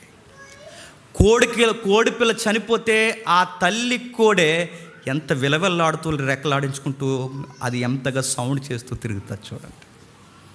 చిన్న పక్షి గూట్లో ఉన్న ఆ గుడ్డల దగ్గరికి ఏదైనా పాము వచ్చినా మనిషి వచ్చినా ఎంత రెప్పరెప్పలాడుతారు, చుట్టూ ఎంత అలిసిపోయి తిరుగుతారు చూడండి. ఇవన్నీ మనకి ఏం చూపిస్తున్నాయి? మనలాంటి ఫీలింగ్స్, మనలాంటి ఎమోషన్స్, మనలాంటి బాండింగ్స్. చెప్పండి, వాటికి ఉన్నాయి. అక్కడ వరకు వస్తుంది ఆ కుక్క, ఆ ఈది కుక్క. సరిగా అక్కడికి వచ్చి ఆగిపోతుంది. అక్కడికి ఎందుకు వచ్చి ఆగిపోయావు? ఈ ఈది మంద కాదని దానికి తెలుసు. ఈ పంచాయతీ వేరు, చెప్పండి, మన పంచాయతీ వేరు, దానికి తెలుసు. ఆ మాటలు మీకు అర్థమవుతున్నాయా? కావాలని జంతువులట కొంచెం ఏజ్ వచ్చిన తర్వాత, కొంచెం ఏజ్ వస్తుంది, పిల్లలకు కొంచెం ఏజ్ వస్తుంది కదా, ఆ ఏజ్ వచ్చిన తర్వాత కావాలని అవాయిడ్ చేస్తే అంటే, ఎందుకు అవాయిడ్ చేస్తే, ఇంకా నా మీద ఆధారపడితే నీకు తిండం రాదు, అందుకే నా దగ్గర రాకని కసురుతాయట ఆ కుక్కలో జంతువులు పో అని కసురుతాయి అనమాట. ఆ కసురుతున్నప్పుడు పోయి నేర్చుకో, బతకడం నేర్చుకో అని. అది ఎలాగ చూస్తుంది, అంతా దగ్గరుండి అబ్జర్వ్ చేస్తుంటే, కొంచెం సహాయం చేస్తుంటే, ఇవి దగ్గరుండి ట్రైన్ ఇప్పిస్తే పక్షులకు కానీ కొన్నిసార్లు అది ఎగిరే టైంకి వచ్చేసరికి అవే గూట్లోంచి గెంటేస్తాయి, ఎగురు అనేసి. ఎంత తెలివితేటలు వాటికి ఉంటాయండి. పిచ్చుకలు కట్టే గూడుని చూడండి, ఆ ఇంజనీరింగ్ కూడా కట్టలేడండి, ఎంత బాగా కడతాడండి. ఆ పక్షులను చూడండి, అవి ఎంత బాగా తెలివితేటలుగా. GPS అయినా మన సముద్రంలోకి, నదిలోకి తీసిపోతుంది, కానీ ఆస్ట్రేలియా పక్షి ఎక్కడ ఆస్ట్రేలియా అండి, ఎక్కడ యూరప్ ఖండాలండి, ఎక్కడ నైజీరియా ప్రాంతాలు, అక్కడి నుంచి ఆ కొంగలు, ఆ పక్షులు ఈ కొల్లేరు సరస్సుకు వస్తున్నాయి. మీరు చూడండి, వాటికి GPS ఎలా తెలుసబ్బా? తెలుసు. కుక్కను చూపిస్తూ అలా తీసుకెళ్ళి దారి చూపించి అక్కడ దూరాన్ని వదిలేసి వేరే ఊర్లో వదిలేసిరా, చూసిన ఈది మళ్ళీ అలా చూసుకుంటూ వచ్చేస్తాయి. పిల్లిని ఎక్కడైనా వదిలేసిరా, తిరిగి వచ్చేస్తుంది. దానికి దారి చూపించి అందుకే గంతలు కడుతుంటారు. వీటన్నిటికీ ఇవన్నీ తెలుస్తాయి. అందుకే మనకు ఎలాంటి ఫీలింగ్స్ ఉన్నాయో, మనకు ఎలాంటి మైండ్స్ ఉన్నాయో, మనకు ఎలాంటి ఫ్యామిలీస్ ఉన్నాయో, మనకు ఎలాంటి ఎమోషన్స్ ఉన్నాయో వాటికి కూడా చెప్పండి ఉంటాయి. కాకపోతే వాటికి పోలీసులు ఉండరు అంతే, ఆధార్ కార్డులు ఉండవు అంతే, అడిగే వాళ్ళు ఉండరు అంతే. కాకపోతే వాటన్నిటికీ ఫీలింగ్స్ ఉంటాయంటే ఉంటాయి. కుక్క చూడండి, కుక్క ఎలా డిజైన్ చేయబడింది, అది వాసన చూస్తుంది, దాని డిజైన్ అంతే. నమ్మకంగా ఉంటుంది, దాని డిజైన్ అంతే. ఎలాగున్నది అలా మెటీరియల్తో చేయబడింది. గాడి చూడండి, బరువులు మోస్తుంది. గుర్రం చూడండి, తీసుకెళ్తుంది. అంటే ఒక్కొక్క దానికి ఒక స్టైలు, ఒక్కొక్క ప్రవర్తన, ఒక్కొక్క బాధ్యత ఉన్నట్టు అవి ఖచ్చితంగా పోషించుకుంటూ వెళ్ళిపోతాయి. మరి వాటికి మనకి తేడా లేదంటే ఒక్కడ తేడా ఉంది. ఆ ఒక్క తేడాయే వాటితో మనల్ని ఏరు చేసింది. ఆ ఒక్క తేడా ఏంటంటే, ఇవన్నీ సృష్టిలో జీవాత్మలైతే, ఈ జీవాత్మలో జీవాత్మైన మనము పరమాత్ముడికి రిప్రజెంట్గా ఉన్నాం గనకే కాస్త మనకి పేరుంది. నా మాట మీకు అర్థమైందో లేదు? మాట అర్థమైందా? అన్ని జీవాత్మలే, మనము జీవాత్మలే. అయితే మనలో ఉన్న ప్రత్యేకత ఏంటంటే, కొంచెం కాన్షియస్ ఎక్కువ ఇచ్చాడు మనకి, నైతికత ఎక్కువ ఇచ్చాడు మనకి, విలువలు ఎక్కువ ఇచ్చాడు మనకి, బాధ్యతలు ఎక్కువ ఇచ్చాడు, కమ్యూనికేషన్ ఇచ్చాడు, లాంగ్వేజ్ ఇచ్చాడు, ఈ లిపి ఇచ్చాడు. ఇవన్నీ మనకి ఎందుకు ఇచ్చాడంటే, వాటి మీద కొంచెం మెచ్యూరిటీ ఎక్కువ ఇచ్చాడు. ఎందుకు ఇచ్చాడు ప్రభువా? ఎందుకు ఇచ్చావు ప్రభు అంటే, నా స్వరూపమందు మీరు అంటే, నా స్వరూపం అంటే నాలాగా చేయబడ్డారని కాదు, నన్ను ఇమేజ్లా చూపించడానికి, ఎక్స్ప్రెస్ ఇమేజ్లో ఉండడానికి, నాకు రిప్రజెంట్గా, అంబాసిడర్గా ఉండడానికి మీరు చేయబడ్డారు కనుకే వీటికి మీకు ప్రత్యేకత. లేకపోతే ఇది లేకపోతే వాటికి మీకు పెద్ద తేడా ఏమీ లేదు. అందుకే సొలొమోను ఏమంటాడు చూడండి, జంతువులు చచ్చిపోతున్నాయి, చెప్పండి, జ్ఞానులు చచ్చిపోతున్నారు, పెద్ద తేడా ఏముందబ్బా అన్నాడా ప్రసంగిలో? అందరూ నశించిపోతున్నారు, మృగాలు నశించిపోతున్నాయి, నీతిమంతులు నశించిపోతున్నారు, పెద్ద తేడా ఏముందని ఎక్స్ప్రెషన్ ఇచ్చాడు ఆయన. ఎందుకు ఇచ్చాడు? అంతా ఒక్కటే లైఫ్ స్టైల్. కాకపోతే తేడా ఎక్కడొచ్చిందంటే, ఇదిగో వాటికి మనకున్న తేడా, దేవుడు కొన్ని విలువలు ఇచ్చాడు మనకి. ఆ విలువల్లో మనకి జ్ఞానం ఇచ్చాడు. ఆ జ్ఞానం ఇచ్చి మనల్ని ఏం చేయమన్నాడంటే, కాస్త ఆయన వైపుకి తిరిగి ఆలోచించమన్నాడు. ఏతుబద్ధం అని ఇమేజ్ ఉంటుంది, చూపించుతాం ఒకసారి ఇమేజ్ చూడండి, ముగించేసుకుందాం త్వరగా. ఆ ఇమేజ్ని మీరు జాగ్రత్తగా గమనిస్తే మనకు కనబడుతుంది ఒక విషయం. మీరు చూడండి, ఏదైతే డ్యూయలిజం ఏదైతే ఉందో వాళ్ళు చెబుతున్నది, అక్కడి నుంచి మీరు జాగ్రత్తగా గమనించండి. ఏతుబద్ధత అంతేనా ఉంది? ఏతుబద్ధత, నెక్స్ట్ భౌతికత, ఈ రెండు ఉన్నాయి చూడండి. ఈ రెండు విషయాలు మీరు జాగ్రత్తగా వినండి. పై విషయంలో మనం ఎక్కడ దేవునికి దూరం అవుతామంటే, ఏతుబద్ధంగా మనం ఆలోచించి మన లైఫ్ని మనమే లీడ్ చేసుకోవాలనుకునే మైండ్ సెట్ ఉంది చూసారా, అక్కడే దేవునికి దూరం అవుతాం. ఇన్ని జీవాత్మలు ఏవి దేవుడికి దూరం అవ్వండి, ఒక్కడే దూరం అయిపోయాడు. ఎవరు చెప్పండి? కాకులు ఆయనకు దూరం అవ్వలేదు, పక్షులు ఆయనకు దూరం అవ్వలేదు, జంతువులు ఆయనకు దూరం అవ్వలేదు. మరి ఎవడు దూరం అయిపోయాడు? ఎందుకు దూరం అయిపోయాడు? వీడికి ఒక మైండ్ ఉంది. ఆ మైండ్లో వీడు ఏం చేస్తాడంటే దేవుని మీద ఆనుకునే దానికన్నా చెప్పండి తన మీద తాను ఎక్కువ ఆలోచించుకుని ఆనుకుంటూ డార్క్ అయిపోతాడు. వీడెక్కడ డిస్టర్బెన్స్ అవుతున్నాడంటే తన గూర్చి తాను ఆలోచించుకుంటూ ఆదామవులు ఎప్పుడు దెబ్బతిన్నారు చెప్పండి? వాళ్ళ గురించి వాళ్ళు ఆలోచించుకున్నారు, అకౌంటబిలిటీ చెడగొట్టారు. ఎప్పుడైతే మన గూర్చి మనం ఎక్కువగా ఆవేశంగా ఆలోచించి లైఫ్ ఇటేలా అయిపోతుందని ఎప్పుడైతే ఫీల్ అయిపోతామో మనకు మైండ్లో డార్క్నెస్ స్టార్ట్ అవుతుంది అన్నమాట. ఎప్పుడైతే ఆ చీకటి ఆలోచన మనకు స్టార్ట్ అవుతాయో మన ఆత్మ కూడా ఏమవుతుంది చెప్పిన అంధకారం అవుతుందట. మనిషి అనగానే ఆత్మ ఒక్కడే కాదు చెప్పండి, శరీరము ఆత్మ. అందుకే బైబిల్లో వాడిన పదం ఏంటి చెప్పిన, మీకోసం మీరు ఆలోచించుకోకుండా ఆలోచనే తప్పు అని చెప్పడానికి వాడిన పదం మారు మనస్సు పొందుడి. మారు మనసు అంటే అలా ఆలోచించడం మానేయండిరా అని అర్థం. ఆ మాట అర్థమైందా? మారు మనసు అంటే మీ గురించికి మీరు ఆలోచించుకోవడం మానేయండి. మిమ్మల్ని పుట్టించిన ఆయన ఉన్నాడు, ఆయన మీద ఆనుకునేలా, ఆయన కట్టల యందు నడుచుకునేలా, ఆయన నీతి విలువలు నువ్వు పాటించేలా ఆయన యందు ఆనుకోండి, ఆయన వైపు చూసేలా బతకండి అని చెప్పేదే చెప్పండి మారు మనసు. కానీ వీళ్ళందరూ బయట ఏం చెప్పుకొస్తారంటే, బయట ఏమంటారంటే అలాంటిది ఏమీ లేదండి, మట్టి అయిన ఈ శరీరం మట్టి అయిపోతుంది చెప్పండి, ఆత్మ దేవుడి ఇంట్లోకి వెళ్ళిపోతాం, ఇంకా దీంతో పెద్ద పని ఏమీ లేదండి, మనం అందరం అక్కడికి వెళ్ళిపోతాం అన్నారు. కానీ బైబిల్ అంటుంది, బైబిల్ చెప్తుంది అసలు మట్టి నుండి వచ్చినది మట్టిలోకి పోయినా మళ్ళీ మట్టిలోకి వచ్చింది మళ్ళీ చెప్పండి మహిమగా తిరిగి. గ్రీకులో దీన్ని ఏమంటారంటే అనస్తాసియా అంటారు. అంటే దీన్ని మరలంటే నూతన సృష్టి మళ్ళీ రావడం. అదిగో చూడండి, గూగుల్లో ఇచ్చాడు, నూతన సృష్టి మళ్ళీ రావడం, నూతన సృష్టి మళ్ళీ రావడం, నూతన సృష్టి మళ్ళీ రావడం. నేను ముగించేస్తున్నాను. పేతురు అడిగాడు, ప్రభువా అన్నీ వదిలేసుకుని వెనకాల వస్తున్నాం కదా ప్రభువా, మాకు ఏమిస్తావు ప్రభువా అని అడిగితే, ఆ ఆత్మలోకంలో నీకు సింహాసనం ఇస్తాను అనలేదు. క్లారిటీగా వినండి. పరలోకంలో మీకు సింహాసనాలు ఇస్తాను అనలేదు. చెప్పండి, సృష్టి మళ్ళీ నూతనంగా ఉద్భవిస్తుంది, పునర్నిర్మాణం జరుగుద్ది, రీస్టార్ట్ అవుద్ది. ఈ రీస్టార్ట్ అయిన ఈ యూనివర్సు ఎలా అవుద్దంటే జెనిసిస్ అంటే పాత నిబంధన కాలంలో, ఆది కాలంలో సృష్టి ఎలా ఉండేదో ఆ స్థితిలోనికి మళ్ళీ వస్తుంది. అంటే దీనికి పునరుద్ధానం జరుగుద్ది. ఇది పునరుద్ధానం జరిగినప్పుడు ఇదొక్కటే కాదు, ఆల్ సోల్స్ ఏవైతున్నావో, అనంతమైన జీవాత్మలు ఏవైతున్నావో ఇవన్నీ మళ్ళీ రీస్టోర్ అవుతాయి. అంటే నూతన సృష్టిగా మారతాయి. మళ్ళీ లైఫ్ కంటిన్యూ అవుతుంది. నా మాట మీకు అర్థమవుతుందా? చచ్చిపోయి ఎక్కడికి వెళ్ళిపోతామండి అంటే దేవుడి దగ్గరికి వెళ్ళిపోతాం అనకండి. దేవుడి దగ్గరికి ఏమి వెళ్ళిపోం, అది నమ్మేసాం, ప్లేట్ కూడా వచ్చేసింది మన మైండ్లో. దేవుడి దగ్గరికి ఏమి వెళ్ళిపోం. ఈ యూనివర్స్లో ప్రస్తుతానికి మనం ఇప్పుడు చచ్చిపోయామనుకోండి, చచ్చిపోతాం కదండి ఏదో ఒక రోజు. దీన్ని ఎలా తయారు చేశాడండి? ఈ శరీరాన్ని మట్టితో తయారు చేశాడు. మట్టి అంటే దానికి మూలపదం ఏమంటే డస్ట్ అని ఉంటుంది.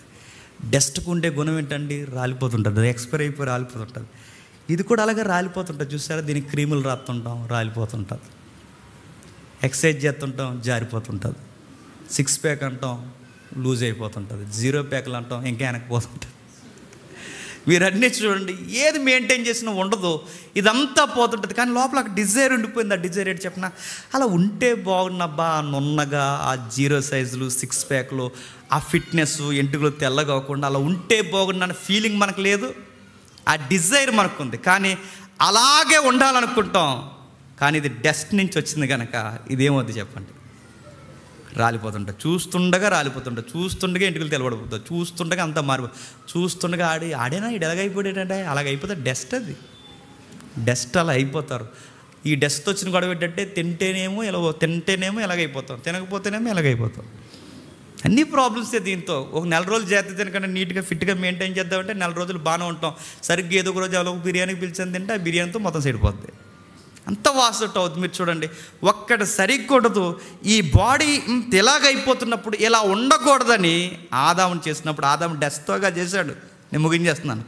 ఆదాముని డస్ట్తో అంటే ధూళితో చేశాడుగా.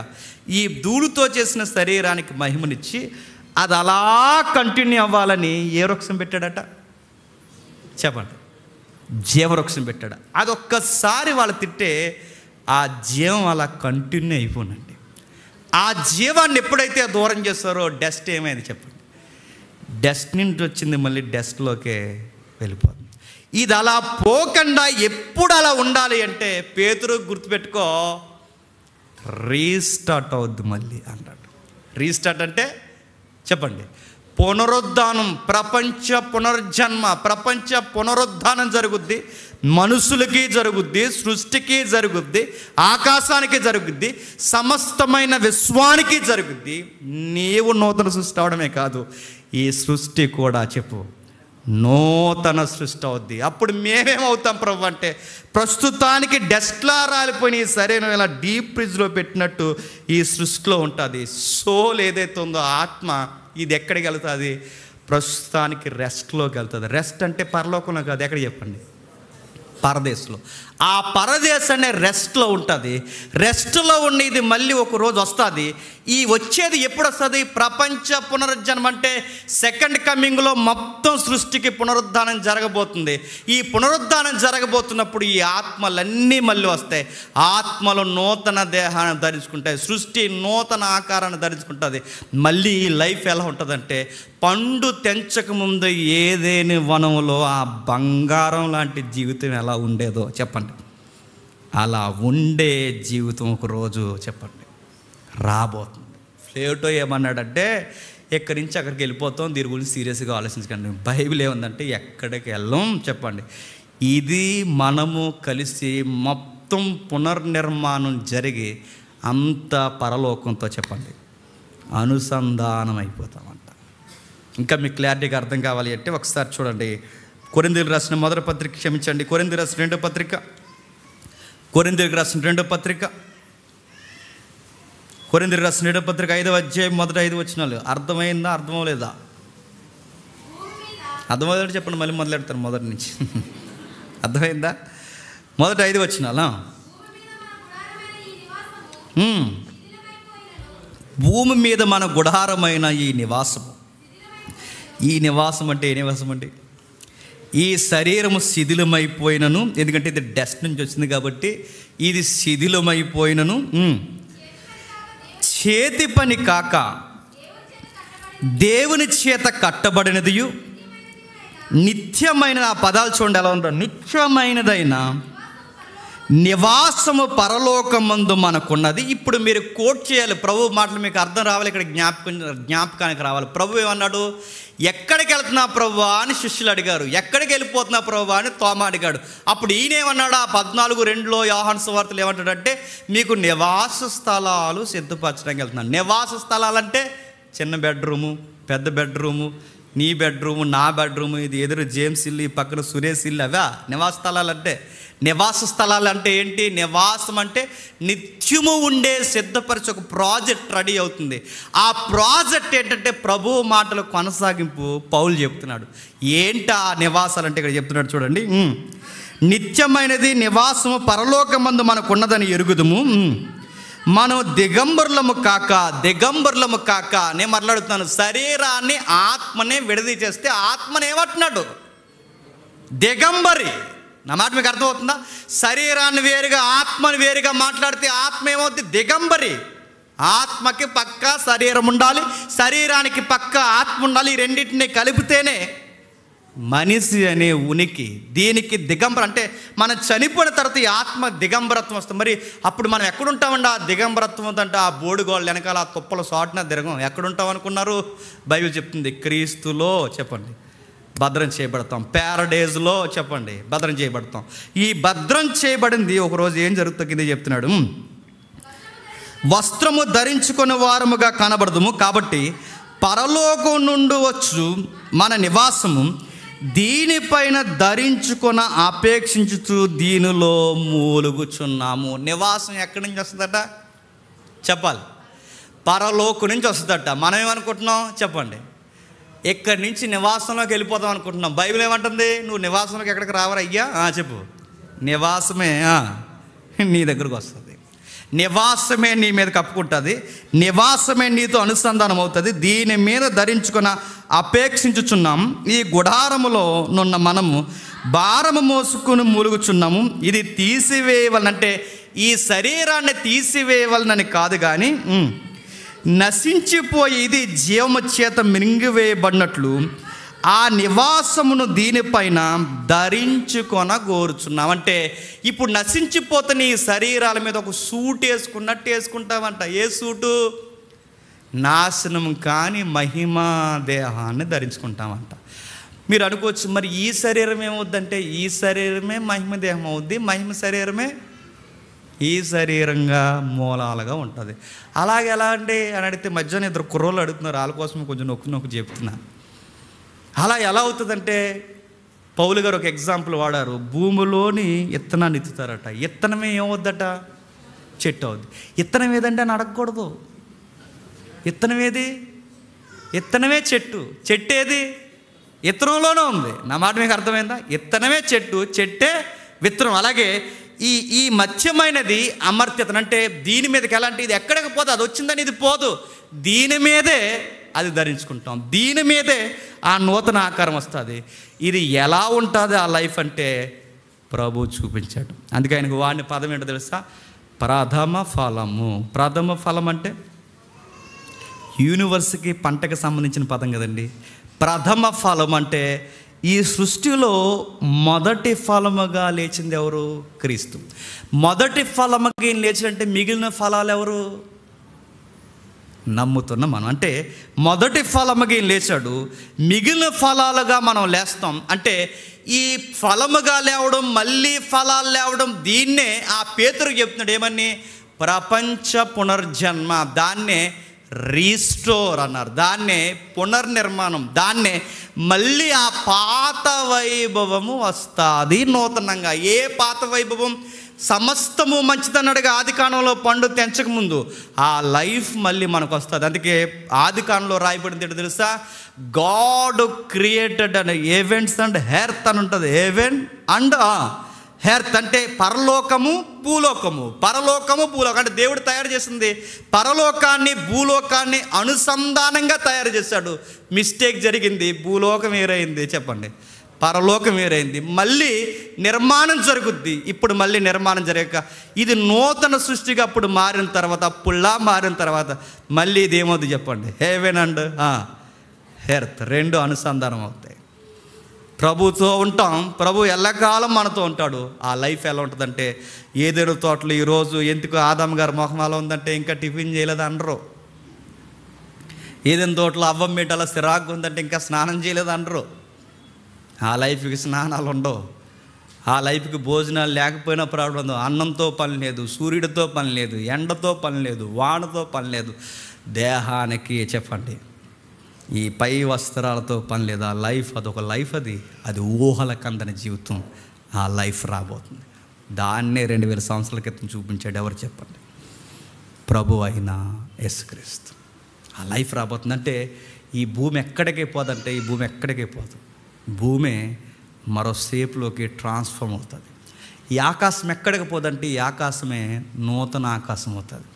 ఈ సృష్టి ఎక్కడికి పోదంటే మనం చచ్చిపోయి నూతనమైన వ్యక్తులుగా బతుకుతామన్నది ఎంత వాస్తవమో ఈ సృష్టి లయమైపోయి నూతనంగా ఉద్భవిస్తుంది అన్నది కూడా చెప్పండి అంతే వాస్తవం. అర్థమైందా లేదా చెప్పండి అధ్యక్ష? అర్థమైందా లేదా? అర్థం అవ్వలేదని చెప్పండి, మళ్ళీ మొదలెడదాం. అర్థమైందా లేదా? అర్థమైందా? దేవుడు మిమ్మల్ని దీవించునుగాక. ప్లేటో సిద్ధాంతం తెలియకుండా నమ్మకాలు ఉన్నాయి. ప్లేటో సిద్ధాంతాన్ని అనేకులు నమ్మారు. మన పిల్లలకు చెప్తున్నప్పుడు ఆ మాటలు చెప్తున్నాం. మనం కూడా అవే చెప్తాం.